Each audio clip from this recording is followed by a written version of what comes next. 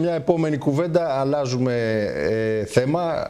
Είναι εδώ ο Θόδωρος ο Μπάσκιος, πρόεδρος του Συλλόγου Μεσιτών Ιωαννίνων. Καλησπέρα κύριε Μπάσκιο, σας ευχαριστώ πάρα πολύ που είστε εδώ. Καλησπέρα στους τηλεθεατές σας. Και έχουμε, για να κάνω μια λίγο αδόκιμη σύνδεση με το αθλητικού περιεχομένου θέματα, για υποδομές που λείπουν, για εκτάσεις, για ακίνητα κλπ. Γι' αυτό θα μιλήσουμε, για ακίνητα θα μιλήσουμε. Για πάμε να ξεκινήσουμε πώς είναι η κατάσταση. Έχουμε αρκετό καιρό να τα πούμε.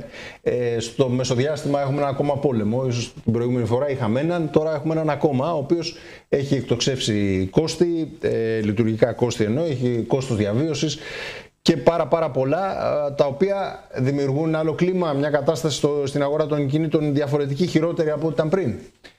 Δυστυχώς, από ό,τι φαίνεται, δεν μπορούμε να ησυχάσουμε, κύριε Μπούρχα. Είχαμε τον κορονοϊό, μετά είχαμε τον πόλεμο στην Ουκρανία.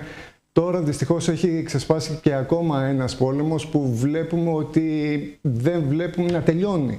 Έτσι, δεν βλέπω στον ορίζοντα να τελειώνει άμεσα. Σήμερα άκουγα ότι είναι 2.000 εγκλωβισμένα πλοία εκεί κάτω και 20.000 ναυτικοί εγκλωβισμένοι.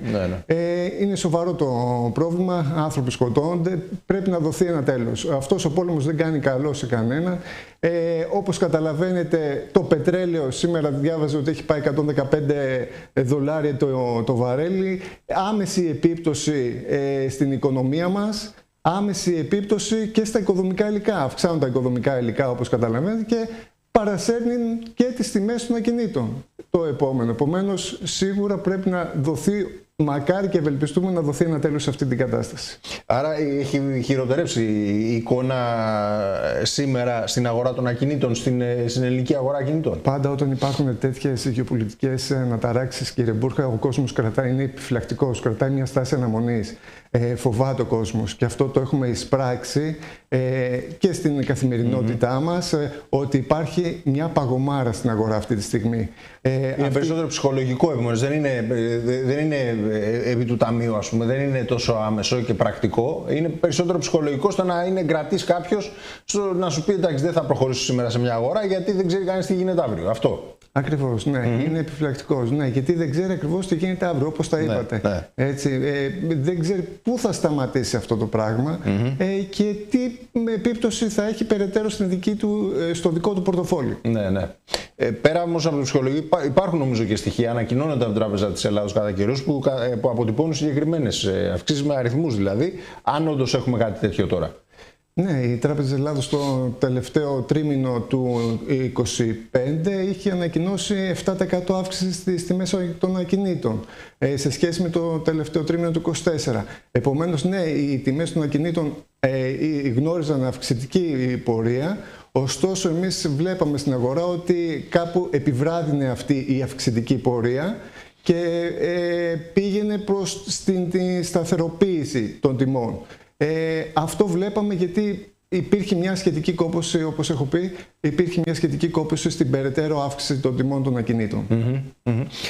Οι λόγοι που αυξάνουν τις τιμές τώρα, για να μιλήσουμε λίγο πιο πρακτικά και ίσως και χρηστικά ακόμα για τον κόσμο που μας ακούει και βλέπει. Και έχουμε και νομίζω έχετε και μια εικόνα, μια διαφάνεια αυτό, αν μπορούμε να τη δούμε. Ναι, για να γίνει λίγο πιο σαφές στον κόσμο. Ο κύριος λόγος, κύριε Μπούρχα, είναι φυσικά η έλλειψη ακινήτων. Δυστυχώς η στεγαστική πολιτική που έχει ασκήσει η κυβέρνηση όλα αυτά τα χρόνια δεν έχει αποφέρει τα επιθυμητά αποτελέσματα, δηλαδή την προσφορά ακινήτων στην αγορά. Δυστυχώς δεν το βλέπουμε να αλλάζει αυτό το πράγμα και θα συνεχίσει να υπάρξει και θα συνεχίσει να είναι πρόβλημα για την ελληνική οικονομία και την ελληνική κοινότητα. Αυτό είναι ο κύριος λόγος. Τώρα, η παντελής έλλειψη της στεγαστικής πολιτικής των οικονομικών κινήτρων, έτσι ώστε να αναγερθούν νέες κατασκευές, νέες οικοδομές. Δεν βλέπουμε δυστυχώς καμία στεγαστική πολιτική όσο αφορά αυτό το κομμάτι, να μπορούν να δοθούν οικονομικά κίνητρα σε μια οικογένεια να ανοικοδομήσει. Επίσης, τα οικοδομικά υλικά που αυξάνουν είναι ένας ακόμα βασικός λόγος που αυξάνουν τιμές των ακινήτων. Όταν αυξάνει το εργολαβικό κόστος της ανοικοδόμησης, είναι λογικό και επόμενο να αυξάνει και το κόστος των ακινήτων.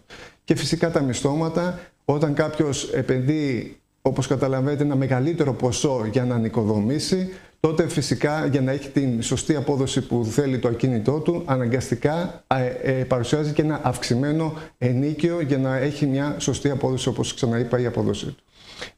Είπατε για μισθώματα, για ενίκια, πλαφών στα ενίκια. Όχι σε καμία περίπτωση, αν με ρωτάτε, κύριε Μπούρχα. Έχουν ξεφύγει τα ενίκια γενικώς ή όχι? Από την προηγούμενη φορά που μιλήσαμε, μιλώντας ας πούμε ειδικά για τα Γιάννενα, υπάρχει μια τάση αύξησης, ας πούμε? Τα Γιάννενα έχουν σταθεροποιηθεί τα ενίκια τους σε αυξημένα επίπεδα μεν, αλλά τουλάχιστον έχουν σταθεροποιηθεί. Δεν βλέπουμε περαιτέρω αυξήσεις. Και αν με ρωτάτε αν θέλουμε να μπει ένα πλαφόν, θα πω όχι. Υπάρχει κόσμος που έχει επενδύσει στα ακίνητα αυτή τη στιγμή και ελπίζει σε μια σχετική απόδοση. Είναι τιμωρητικό αυτό το πράγμα να του πούμε, κοίταξε, πλέον μπαίνει πλαφόν στην απόδοσή σου. Οι τακτικές αυτές δημιουργούν ένα φερέγγιο για μας κράτος. Και ας μην γελιόμαστε, κύριε Μπούρχα, θεωρώ ότι εάν μπει κάποιο πλαφόν δεν θα ωφεληθεί τίποτα άλλο παρά η παραοικονομία. Γιατί μπορεί να βρίσκεις ανθρώπους οι οποίοι και βαλάντια τα οποία ανταποκρίνονται ακόμα και σε αυξημένα ενίκια, γιατί υπάρχει δηλαδή μεταξύ των ανθρώπων που αδυνατούν να πληρώσουν ένα χαμηλό ενίκιο, υπάρχουν και εκείνοι που μπορεί να δώσουν πάρα πολλά περισσότερα. Άρα λοιπόν υπάρχει ζήτηση και η προσφορά ανάλογα ενώ με την ποιότητα και ανάλογα με τη διαμορφώνεται και η τιμή, την οποία ανταποκρίνονται κάποιοι, κάποια πορτοφόλια. Γι' αυτό το λέτε, έτσι? Φυσικά, ναι. Υπάρχουν τα καινούργια σπίτια που κάποιος έχει επενδύσει πολλά λεφτά για να φτιάξει ένα σπίτι τη σήμερα ημέρα. Και ναι, υπάρχει ανταπόκριση που θα βρεθεί κάποιος να νοικιάσει και ένα ακριβό σπίτι. Τώρα, αν βλέπουν ότι στην πορεία δεν νοικιάζεται, δεν μισθώνεται, είναι στο χέρι τους να προσαρμόσουν την τιμή έτσι ώστε το σπίτι να μισθωθεί εν τέλει. Για να δούμε λίγο, διαβάζω τις τελευταίες μέρες με το σπίτι μου 2, ανακοίνωσε η κυβέρνηση ευνηδίως ότι κλείνει, ότι τελειώνει. Τι σημαίνει αυτό και γιατί το έκανε? Και μάλιστα σήμερα διάβασα κάποιες ανακοινώσεις αντιπολίτευσης που την κατηγορούν. Επιτέλους, κύριε Μπούρχα, το πρόγραμμα Σπίτι μου 2 λαμβάνει τέλος. Ευτυχώς, δυστυχώς, το Ταμείο Ανάκαμψης τελειώνει τον Αύγουστο. Επομένως, η κυβέρνηση για να διασώσει τις συμβάσεις έπρεπε να κλείσει το πρόγραμμα, οπότε 2 Ιουνίου το πρόγραμμα κλείνει. Και από εκεί και πέρα, εάν καταφέρουν να οριμάσουν το Ταμείο, την Ελληνική Αναπτυξιακή Τράπεζα, ίσως να διοχετεύσουν κάποια χρήματα σε αυτήν και να γίνει ένα καινούριο πρόγραμμα. Ελπίζουμε όμως όχι σπίτι μου, αλλά να γίνει ένα πρόγραμμα χτίζω το σπίτι μου. Έτσι να δοθεί όθηση στην ανοικοδόμηση. Σε κάθε περίπτωση ήταν ένα πρόγραμμα που είχε διαστρεβλώσει τις τιμές των ακινήτων. Είχαμε λίγα ακίνητα και όσα υπάγονταν στο πρόγραμμα είχαν αυξηθεί οι τιμές τους. Δεν βοήθησαν τα προγράμματα αυτά, ήταν κακογραμμένα. Να πούμε ότι από το Γενάρη του 25 μέχρι τώρα του 26, 1,5 χρόνο που τρέχει το πρόγραμμα, έχουν γίνει 13.000 περίπου εγκρίσεις, από τις οποίες έχει εκταμιευτεί ένα ποσό 1,1 δισεκατομμύρια από τα 2 δισεκατομμύρια του προγράμματος. Που σημαίνει μόνο με αυτά τα νούμερα πόσο επιτυχημένο ήταν το πρόγραμμα. Από τις 13.000 αιτήσεις που έγιναν, πόσες ικανοποιήθηκαν? Ικανοποιήθηκαν περίπου 10, έχουν εκταμιευτεί 10.000 και κρεμούν 3.000 αιτήσεις περίπου. 3.000 αιτήσεις για να λάβουν την τελική έγκριση. Δεν είναι κακό, νομίζω, σαν απόδοση. Επομένως, σε 10 από τα 13.000 δεν είναι άσχημη, δεν τα πήγε άσχημα. Το 1,1 δισεκατομμύρια από τα 2 θεωρώ ότι ναι, είναι κακό. Ναι. Εγώ μιλάω για τις αιτήσεις, για τον αριθμό των αιτήσεων. Περίμεναν περίπου 20.000. Μην ξεχνάμε ότι απευθύνονταν σε 20.000 περίπου αιτήσεις. Έτσι, και όταν ένα πρόγραμμα τρέχει 1,5 χρόνο και δεν έχει απορροφηθεί, κατά εμέ θεωρώ ότι κάτι δεν πάει καλά. Είναι αποτυχημένο, ναι. Έτσι, αυτό. Ναι, αλλά μπορεί να περίμεναν 20.000, λέτε, ή να ικανοποιήσουν 20.000 αιτήσεις, άρα να γινόταν μεγαλύτερος ακόμα αριθμός αιτήσεων. Πράγμα που δεν επίσης επιτεύχθηκε, γιατί είχαμε 13.000 αιτήσεις, γιατί υπάρχουν αυτές, γιατί δεν βρίσκονταν, φαντάζομαι, σπίτια. Έτσι, ακριβώς. Δεν υπήρχαν σπίτια στην αγορά. Έτσι, και δεν ξέρω αν αυτοί οι 3.000 που έχουν πάρει την προέγκριση, αν καταφέρουν εν τέλει μέχρι 2 Ιουνίου να προχωρήσουν στην τελική σύμβαση. Ναι. Τώρα μιλάμε για το ανακαινίζω. Αυτό είναι ένα άλλο πρόγραμμα, έτσι, για παλιά σπίτια, για να ανοίξουν παλιά ακίνητα, να ανακαινιστούν και να ενοικιαστούν. Αυτή είναι η προϋπόθεση. Ναι. Και έχουμε εκεί, νομίζω, και γι' αυτό με διαφάνεια. Μπορούμε να δούμε. Ναι. Είναι ένα πρόγραμμα, κύριε Μπούρχα, πραγματικά να δώσουμε συγχαρητήρια στην κυβέρνηση, γιατί όταν στα καλά λέτε τον μπράβο, ναι. Έτσι ακριβώς, το επικροτούμε. Είναι ένα πρόγραμμα εξαιρετικό. Θα έχει μια επιδότηση έως και 95% για την ενεργειακή 20% και την γενική ανακαίνιση, όπως μπάνιο, κουζίνα κτλ. 80%. Το μέγιστο ποσό επιδότησης είναι 36.000 ευρώ και επιδοτεί με 300 ευρώ το τετραγωνικό περίπου. Δηλαδή για ένα σπίτι 50 τετραγωνικά μέτρα περίπου, η μέγιστη επιδότηση μπορεί να φτάσει στα 15.000 ευρώ. Τα κριτήρια ένταξης είναι αυτά που ισχύουν και για το σπίτι μου 2. Ενδεικτικά για μια οικογένεια είναι μέχρι 35.000 ευρώ το εισόδημα, προσαυξάνει 5.000 ευρώ για κάθε παιδί.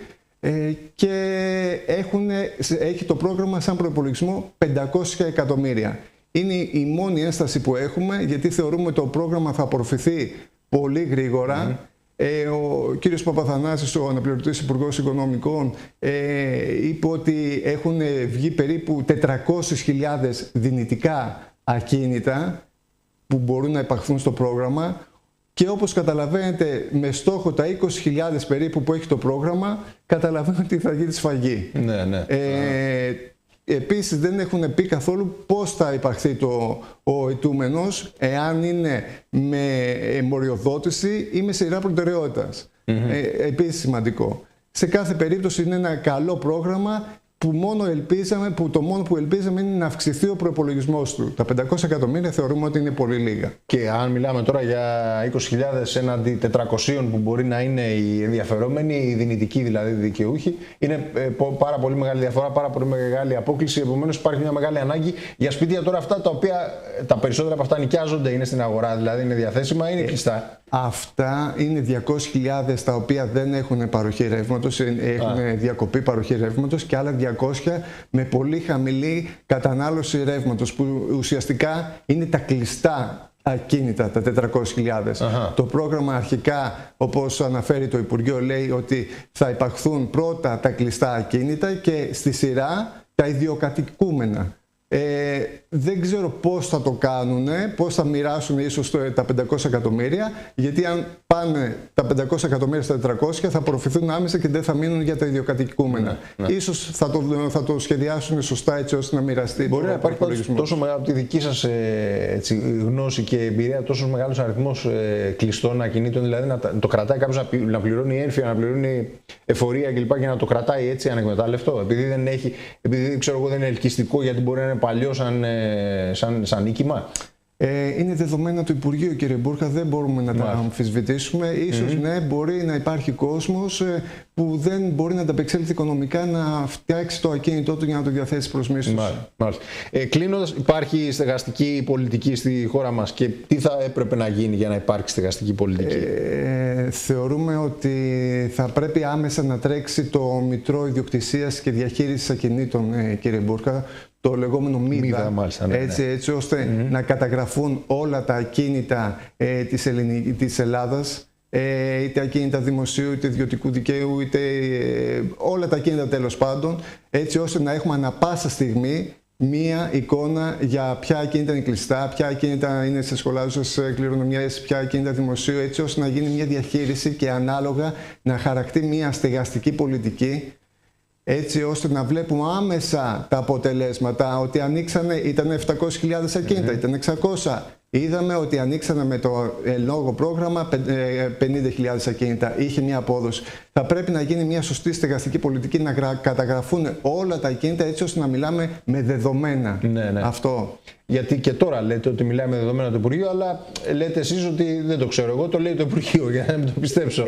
Άρα μπορεί και να μην είναι αλήθεια αυτό. Όχι σκόπιμα, αλλά να μην είναι ακριβές αυτό που λέει το Υπουργείο. Έχουν πέσει πολλά νούμερα στην αγορά, κύριε Μπούρχα. Άλλοι λένε 700.000, άλλοι λένε 200, άλλοι λένε 400.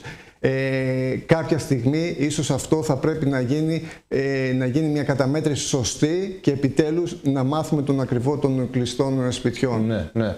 Οι τράπεζες μπορεί να διακρατούν στα χαρτοφυλάκια τους πάρα πολύ μεγάλο αριθμό ακινήτων. Βεβαίως, ναι.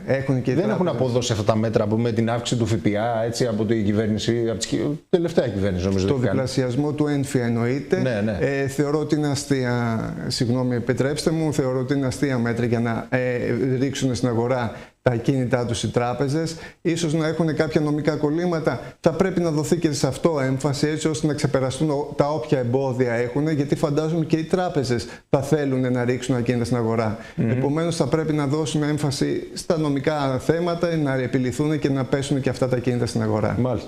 Μάλιστα. Λοιπόν, μένουμε σε αυτά. Σας ευχαριστώ πάρα πολύ κύριε Μπάσκε που είσαστε εδώ και τα είπαμε.